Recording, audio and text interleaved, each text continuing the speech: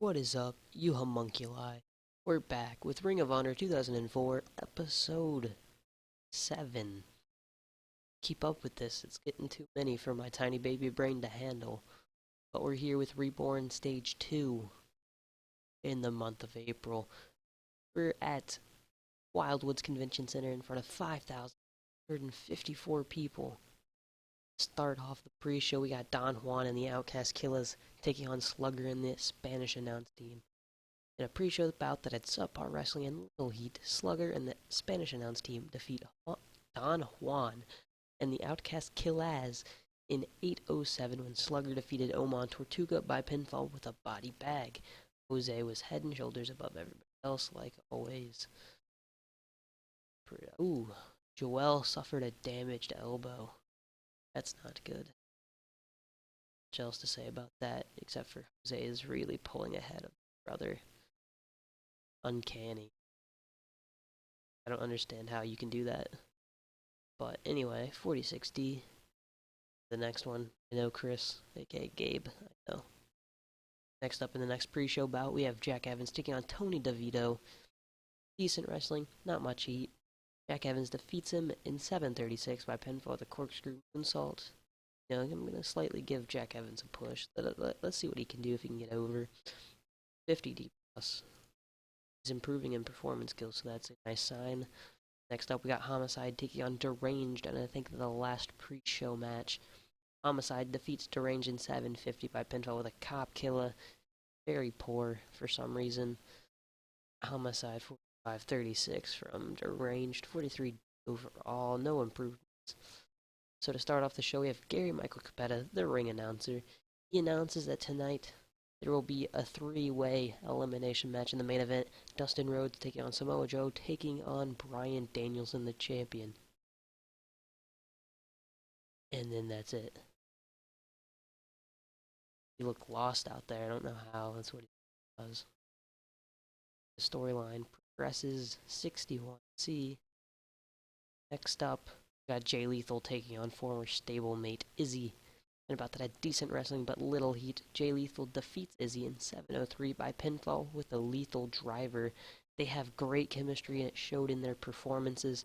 I might run this a couple times once they get more over if I decide to push them. So that will result in some good matches maybe. But anyway, 48D plus. Jay Lethal getting the dub. Izzy improving in rumble skills, so that's always. Oh, next up, we had a bout that had superb wrestling and great heat. Jerry Lynn defeats Super Crazy in 17:15 by pinfall with a cradle pile driver. He makes defense number 4, count it, 4 of his ROH Pure title.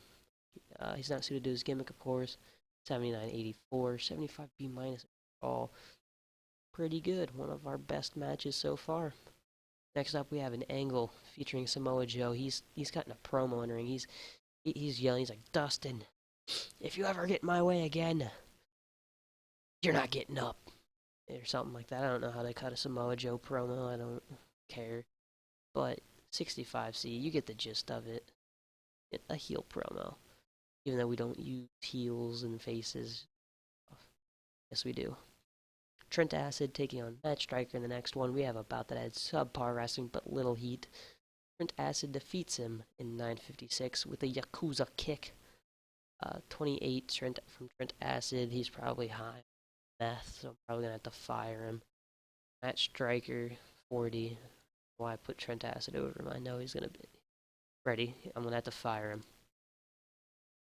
Wait. Yep. Oh, yeah, I had to deal with it after the show. Next up, we have The Prophecy taking on Shelley and Jacobs, in which they defeat.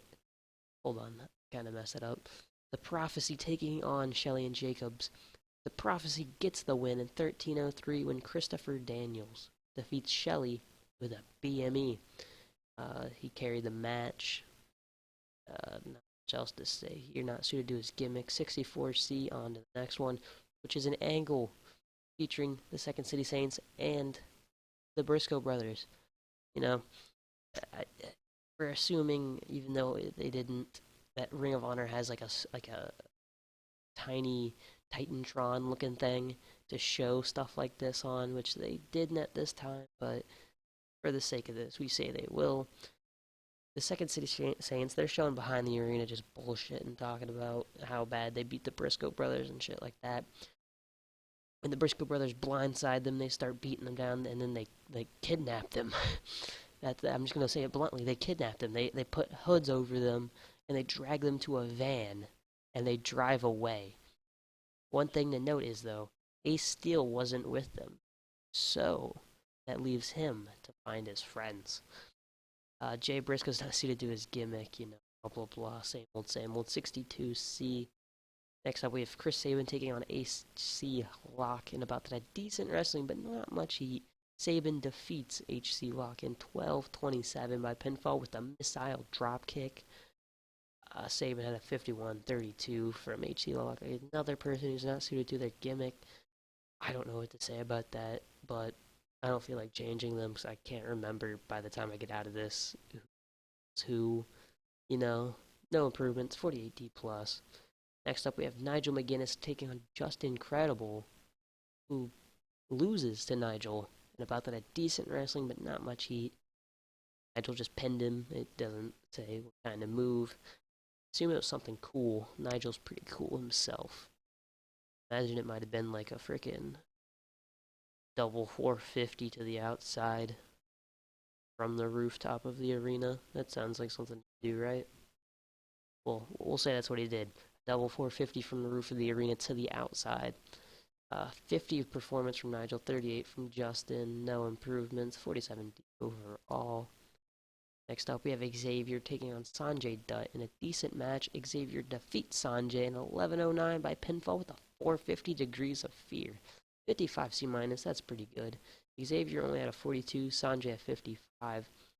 Again, another person not suited to his gimmick. It blows my mind that people cannot work a simple gimmick. George Frankenstein did some good work at ringside. She's probably flashing her tits to some drunk guy. I don't know. Next up, we have Astro Boy 2, a new signing, taking on AJ Styles. Not a new signing, but he's still pretty good. In a good match, AJ Styles defeats Astro Boy 2 in 18:21 by pinfall with a spiral tap. Astro Boy, he's pretty big over in CMLL.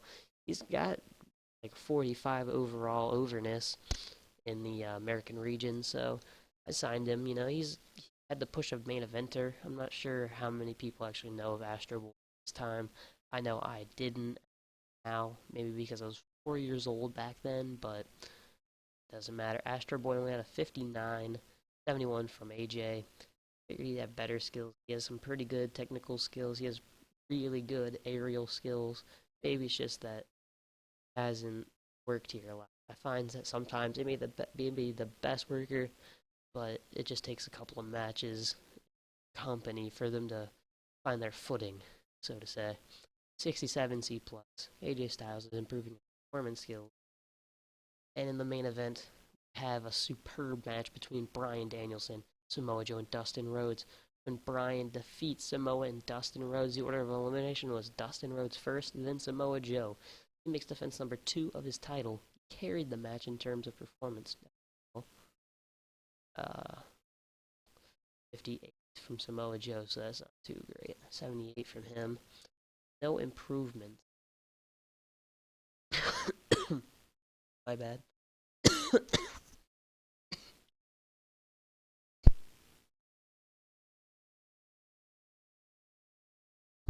I've been sick recently, so sorry for that.